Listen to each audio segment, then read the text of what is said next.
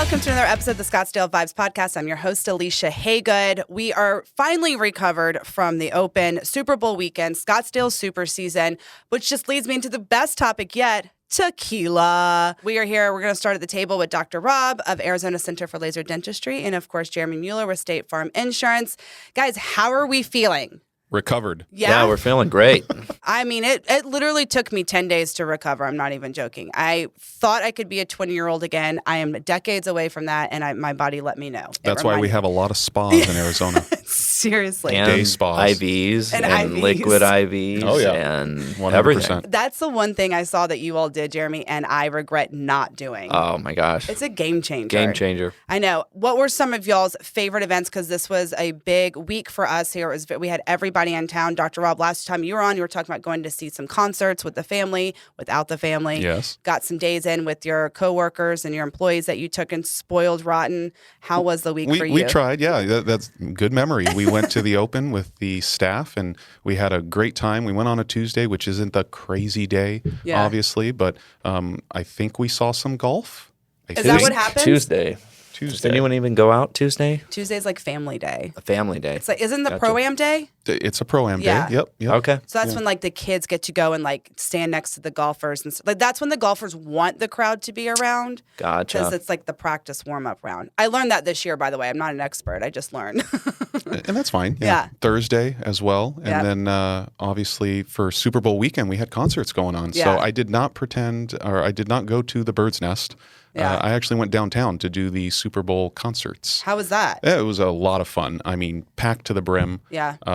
The Saturday night concert was Imagine Dragons. It was a very kid-friendly one, and I did Very bring my son. kid-friendly. Yeah. A lot And of kids there. Great time, but I will tell you, they started late.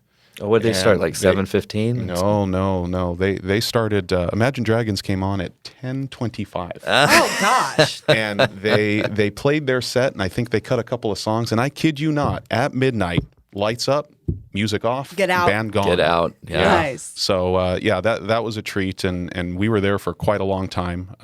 Kane Brown was basically the opening act, but that was a headliner, Right. and he did a full set, and we had a great time. Yeah, crowd was great.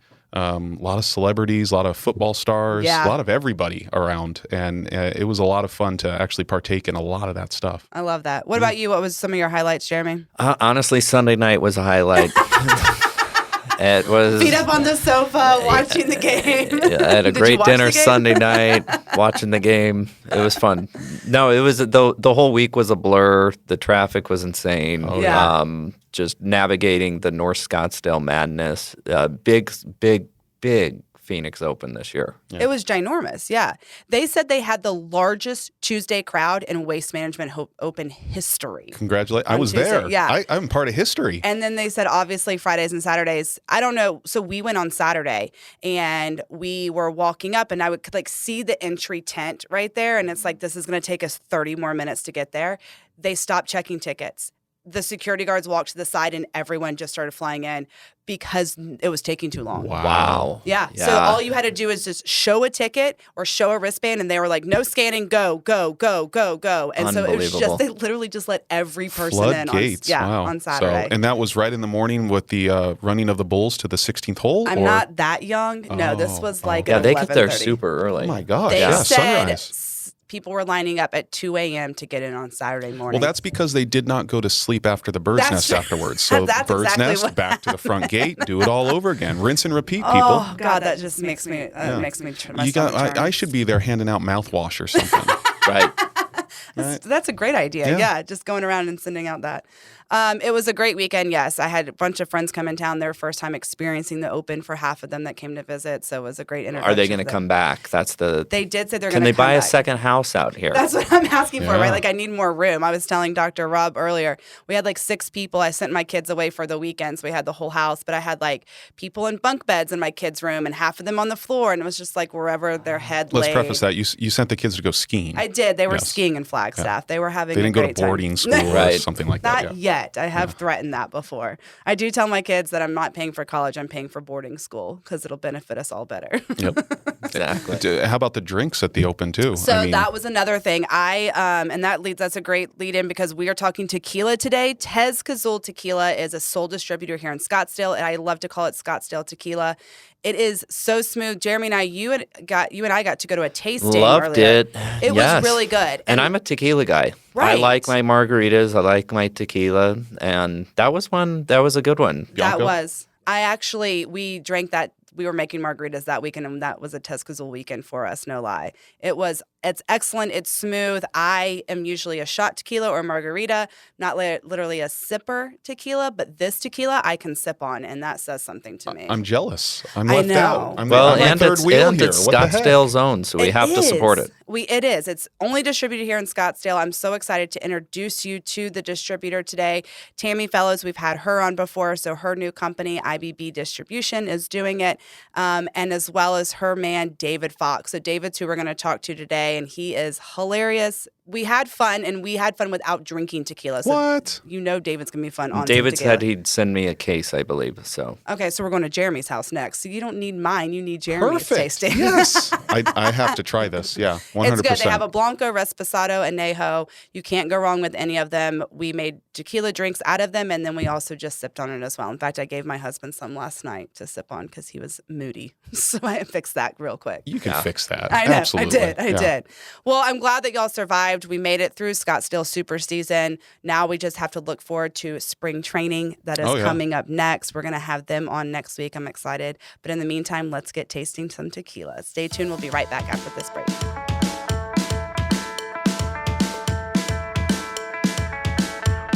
We've heard commercials for those other insurance agents, but when it comes to someone who knows Scottsdale in the insurance business, there's only one person you can trust with your stuff, and that's Jeremy Mueller of State Farm Insurance. Jeremy and his team of agents have been helping Scottsdale for over 20 years. From big purchases to rentals, there is nothing Jeremy can't cover at the best rate with the best service. Don't believe me? Then give him a call yourself at 480-515-5523 or find him on the web at jeremymueller.com.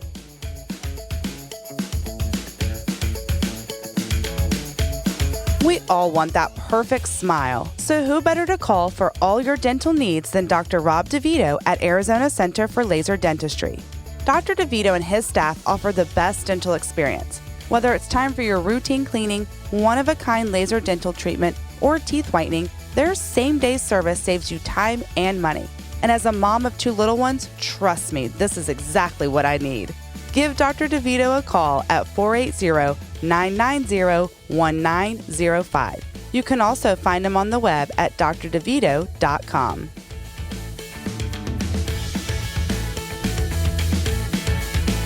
Tequila is the game and Tezcazul is the name. A new brand of tequila is in town, and I'm here to introduce you to one of the men behind the brand, David Fox. David's friend, Mike Rowe, has always had a passion for tequila, and between Mike's passion and David's expertise in distribution, the two came together to bring us Tezcazul, a handcrafted artisanal tequila made from organically farmed, sustainable 100% blue agave. Here to tell us more about this one-of-a-kind tequila is David Fox of International Brands and Beverages, the sole distributor of Tezcazul, located right here in North Scottsdale. So, David, welcome to the podcast. I'm so excited to have you. We're not doing a tasting right now, so this should go very smoothly, I feel like, although it is some delicious tasting tequila, so we can get into that later. But I really want to talk about the story of how this tequila came about. It's really one of passion, love, and dedication to the history of tequila, not just what tequila tastes like. So tell me how you and Mike Rowe went from wanting your own tequila to creating a whole new brand for us. Well, thank you for having me on the podcast. I really appreciate it. Mike and I have known each other for a long time. We're friends. We're both architects. And Mike has had a house down in San Jose del Cabo. Los Barriles is the name of the small town. And he has had that for a couple decades now. And he frequents the local bars down there. And he got tired of drinking the local bad tequila. And it seemed like... It seemed like every time, the waiter would say, hey, you got to try this one, it was just not good. Okay. Right? And so he decided in his own Mike way, I could do this better. I could do this. And if you know Mike, he gets on a track and that's the way that's it. And so he actually backpacked through Jalisco. Wow. And went to different distilleries until he found Las Americas. And what's so special about Las Americas? Las Americas is located in Amatitan, Mexico. It's part of Jalisco, and they have all of their own agave. Right now, we have about 1.83 million agaves. Oh my gosh. And it's all estate grown. They don't buy agave from anyone else. Wow. They even produce the compost and the fertilizer on the estate. Really to sustainable. To nurture the agaves. And so Eladio Montez is the man that runs Las Americas, and he told Mike straight up, this is the way I make tequila. If this is what you want, this is what you can get. And that tequila that they make is completely organic, certified organic in the U.S. and worldwide. We are even kosher certified. I love it. You're getting all of those titles, so it's welcome for everyone. We have got it, and they make it in a very sustainable way. They don't use autoclaves. They use traditional brick ovens. They use a mechanical crusher instead of a Tahona. I don't know if you're familiar. That is a donkey pulling a stone wheel. Okay, yeah. There couldn't be enough donkeys in the world to pull enough stone wheels to make as much as we make. So, but they take the fibers from the crush, and they actually compost those, and they return them to the field. Wow. So it's a very sustainable product, and it is estate grown. A lot of the other tequila companies have to scramble and buy agaves from other fields, and what happens is they end up buying young agave. And so they have to put additives in the tequila like glycerin. Exactly. That's not good. It's and not. That goes back to the gross tequila Mike was drinking and that needed more. And that's exactly correct. Let's talk about the process of making Tezcazul. You talked a little bit more. You talked a little about the agave that you use and how you process it. But you have 4 tequilas. We do. We have Blanco, Reposado, Añejo, and Extra Añejo. That's right. So the process of making these is very different. Tell me how Tezcazul stands out from other tequilas during the process of making. Well, we start out the same way as a lot of tequilas do. The piñas, which is the heart of the agave, is harvested in the field by the jimadores using a koa. They cut the leaves off by hand. And it takes about 80 to 100 piñas to make a case of tequila. Wow. Yeah, so these piñas are cut, and then they're roasted in the brick ovens. And like anything else that you caramelize, it creates a sweeter, it brings the sugar out in the piñas. And from there, that liquid is called agua miel. Okay. And that agua miel is added with yeast and water and the agua miel, and that's all that's in Tezcazul. No other additives. Huh. So after the fermented product comes out, that is your Blanco. Okay. So it's double distilled in a vertical distiller. Okay. And that is your Blanco. And we rest our Blanco. You cannot age Blanco by law, but you can rest it, and that's what we do, which What's the smooths it difference out. between resting and aging? And Aging is done in a barrel. Okay. Resting is done in the stainless steel vats. Okay. So every Reposado, every Añejo, and every Extra Añejo is Blanco. The only difference is they've been aged. And we age ours in American oak barrels. Okay. And those barrels are sourced from American whiskey and bourbon makers. The only place to get them. It That's is, right. because those guys use it once. Right. That's actually not to jump to a different, but some of the vineyards will age theirs, and when you get that whiskey kind of wine, they do the same thing. I've learned. Yeah. Well, I love it because it's still just reusing what's still working. And that's what y'all do from the beginning of where you farm everything to this, and I love that. It's true. So each one is aged differently. The Reposado Añejo and then Extra Añejo as well. That's what I read. 60 months it takes. We have a 5-year and a 7-year Extra Añejo. Wow. So they're incredibly smooth. They're getting into the brandy range. Okay. But they're incredibly smooth, rich, flavorful, and all of the characteristics that you want from a good tequila. The Reposado, you only have to age Reposado 3 months by law, but we age 9. Ah, I wonder if that's why yours is. I know it's why it's so much better. The Reposado, I'm taking a pause. It is a very, very good tasting tequila. I love tequila, and I have gotten in trouble in the past with my husband about shooting the wrong tequila. I got a little hand slap. So I am growing up and maturing and realizing that. And there really is a taste. And this is what I met Mike, and this is what he was telling me. He is like, you have to taste a tequila is different than just drinking a tequila Absolutely. or mixing a tequila. And I love that because I think that goes into the passion of how he makes the tequila too and how it all comes together. So tell me a little bit about the different flavors of the tequilas and how the resting and aging period affects that. Well, the tequila is going to get flavors from two sources. It's going to get it from the blue agave, so the plant itself, and then it's also going to, if you age it in a barrel, it's going to pick up the flavors from the barrel. Okay. So the agave flavors that you're going to get are the citrus flavors, the bright flavors. Gotcha. The flavors you're going to get from the barrel are the vanillas and the deeper and the smoky flavors. So those two combined together are what make tequila profiles. And the way that you age it and the length that you age it either enhances or nullifies those flavors. So does it really, like the barrels that you get, do you have to be careful about the exact barrels you get to affect the flavor of the tequila that you're going for? Well, since you source most of your barrels from the same people, if you're getting from Maker's Mark or you're getting it from Jim Beam, or they're very consistent. Okay. And the American oak barrels in the bourbon and whiskey industry are pretty much processed the same. Okay. So I'm not going to say there's no difference between the barrels. There obviously is, but it's not a discernible difference. Okay, that's what I was asking. When you find your barrels, how do you know which whiskey maker to use? Because they all do have a flavor on their whiskey as well. Well, but theirs usually comes from what they make it out of, whether it's a corn or a barley or a wheat. Okay. That's really where they get their stuff. So it doesn't matter. It's just the kind that you use. And Eladio has been doing this a long time. Yeah. They're a third generation Yeah, I know. tequila maker. They're about to be a fourth generation How tequila cool maker. is that? Because his son is taking over. So they have been doing this a long time, so they do know how to source their barrels. Like you say, everyone has their expertise, right?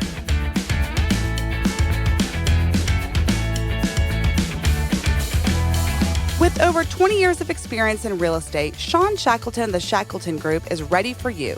Sean is a well-respected, full-time agent that is always at the forefront of both market trends and market technology. Most importantly, she is a realtor who will listen and always put your needs first. It's no wonder Sean is named as one of America's top 100 real estate agents. So whether you're buying or selling or need a good neighbor, call Shauna, the Shackleton Group, at 480-734-7277 or find them on the web at theshackletongroup.com.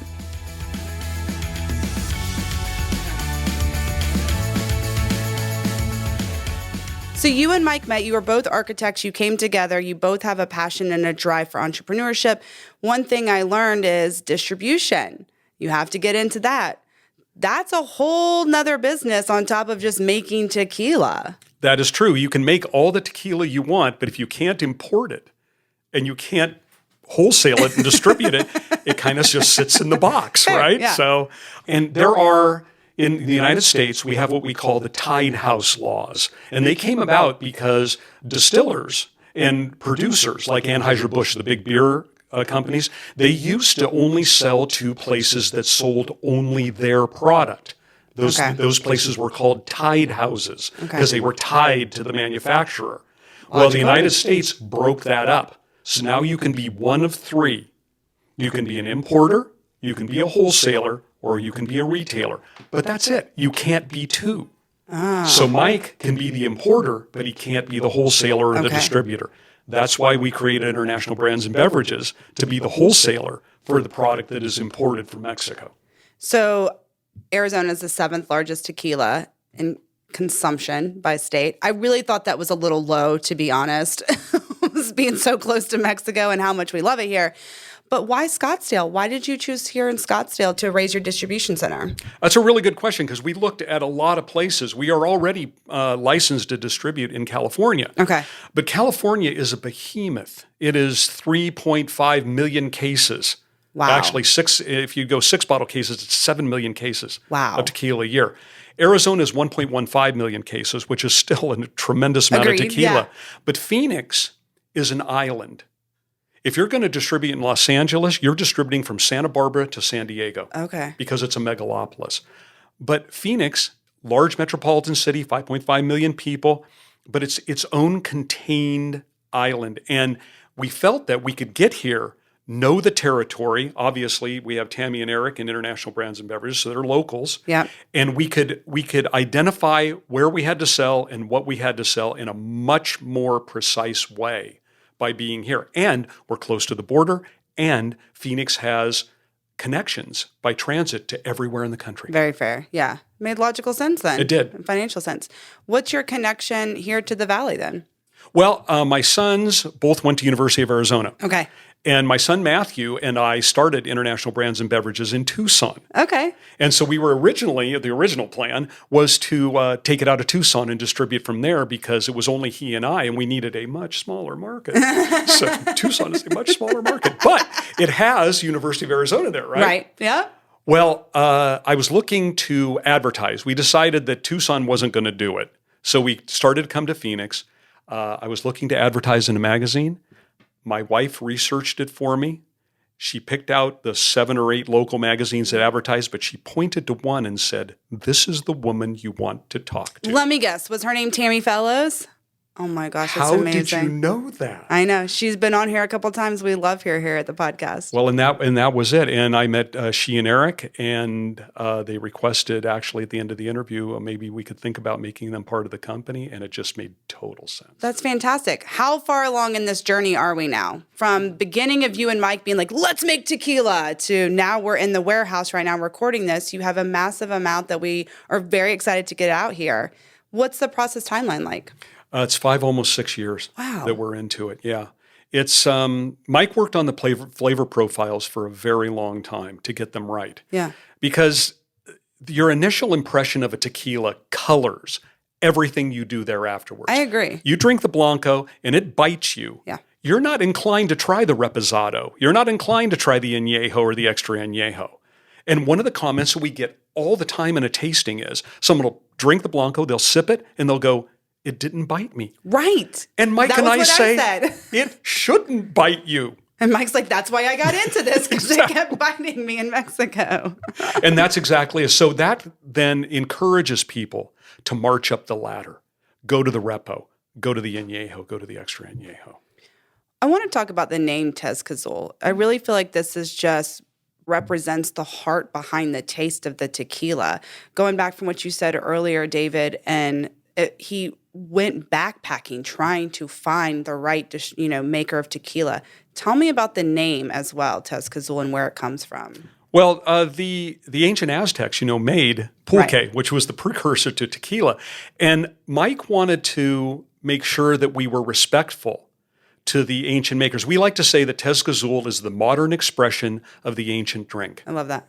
And so when it came time to have a name, we went through tons of names. I came up with a bunch. He came up with a bunch. But Tezcazul, the Tez part of it, is an homage to the Aztec god Tezcatlipoca. Okay. And he is the god of mirrors, the god of the night, the god of mischief and warriors. Sounds right up tequila's alley. And I thought that it probably did. And the azul part of it, of course, is blue. And that references back to the Weber blue agave that we use to make the tequila, so Tezcazul. I love it. Where can we find this? It's a very special tequila. It's hot. I love it. I actually bought some for Christmas gifts and surprised my husband with one. I put it in the back of the liquor cabinet so he could share it with me because I know him and he'll do a tasting every night. So it really is good. And I mean this from the sense I'm not really a tequila sipper. And this is the one tequila I really enjoy sipping on and enjoying the flavor. And every time it hits a different part of your tongue, you taste something to make the flavor complete, down to like when you swallow it and how it feels going down you. It is something different. And I'm not just saying this, it really is something different. So where can we find this? Where can we all enjoy it? Well, right now we are available in 3 restaurants, the Wandering Donkey and Pitch and the Deuce. Nice. And you can also buy it retail from the Liquor Vault. And we have recently met with AJ's and we're hoping to get in there. Yes. Y'all need to go try it. Tezcazul is the name. I'm telling you, it's a new game changer in tequila. David, tell me, it's a busy season right now in Scottsdale and everything that's going on. We are shining. I like to say it's Scottsdale super season, someone came up with, and I love it. What is your favorite Scottsdale vibe? I love the food in Scottsdale. Oh my gosh, it doesn't matter where you turn, you could fall out of your front door and hit a good restaurant. There are so many good restaurants here. And every time we go to pitch Tezcazul, or I try the food at these places, and I'm never disappointed. Right? It's wonderful. It's crazy. It is crazy good, and I'm sure that the competition is crazy, and that's why everybody is so good. But I always look forward to being here because I know that I'm going to eat well, and I just pray that I don't weigh 300 pounds when I leave. Is this why you only come back every so often? Because I have to go to the gym every day in order to take off the pounds. I love it. I love it. Well, what's next for Tezcazul in the future? What are we looking forward to right now? What we're looking forward to is a couple of things, actually 3 things. We're looking to get into more restaurants. Create a bigger retail presence, and then we are working on getting a retail site online so that people can actually buy the tequila online. Oh, very nice. You have a great website too. I love it because you actually, it's just tezcazul.com, very simple. It is a sip and tequila, but y'all gave tequila recipes on there as well to try with your specialty, and I think it's great. And those are good too, so go try them. Go to the description of the website in this episode. We'll have all the information on their website and share where they're at. I'll put all the locations, the restaurants, and stuff like that. Best of luck getting in AJ's. I'm sure we'll see you enough there and everywhere else. David, thank you so much to you and Mike for bringing us something delicious to Scottsdale. We're always in the market for something good and fresh, and it goes great with all the great food here in town too. So. Well, thank you very much for making the time to have me on the podcast. I really appreciate it. Absolutely. Stay tuned. We'll have some calendar of events coming up.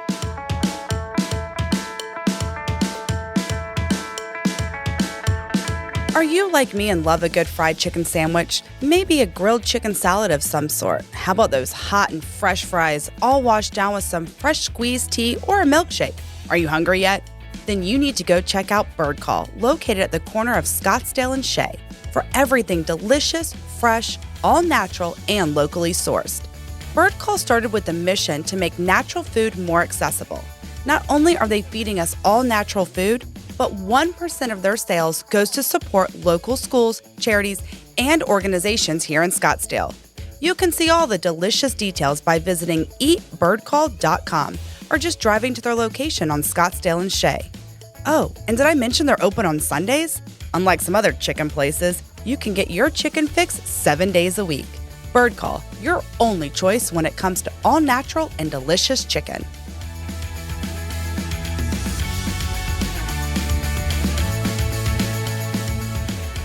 There is always lots happening in Scottsdale, and I'm so excited to tell you about it. This week, we have the Italian Festival happening at Heritage Square. There's plenty of food, music, and Italian wine for you to enjoy for 2 days worth of fun. Go check out the Italian Festival. We went last year with my family and had a wonderful time. Lots of fun, good food, great pizza. Washed it down with a little delicious red wine, and my kids had a dandy old time dancing, I should say. All right, baseball fans, now is your time. It's your time to shine. No matter which team you're cheering for, you're sure to have a good time and great weather. So whether it's the D-backs, the Denver Rockies, or Colorado Rockies, I should say, Seattle Mariners, whoever your team is, they're going to be here. Go shine. I know we got a ton of Chicago fans out there as well. I happen to be an Atlanta Braves fan. You know you got to cheer for your home team. I'm absolutely adopting to my Diamondbacks, and we're going to go check out some games. But of course, we have the Giants, too, right here in our Salt River Fields. And we can't wait to introduce you next week to the Charros, who are in charge of the Giants spring training. And if you're out there, you want to enjoy some fun, the Old Town Artwork is happening this Thursday. It's a walk dedicated to the native spirit, encompassing our heritage and homeland. It's happening from 6:30 to 9 p.m. in Old Town. Get an evening stroll in while seeing artists and the galleries glow in the desert nightlife. Have a wonderful week, Scottsdale. Keep vibing, and I'll see you around town.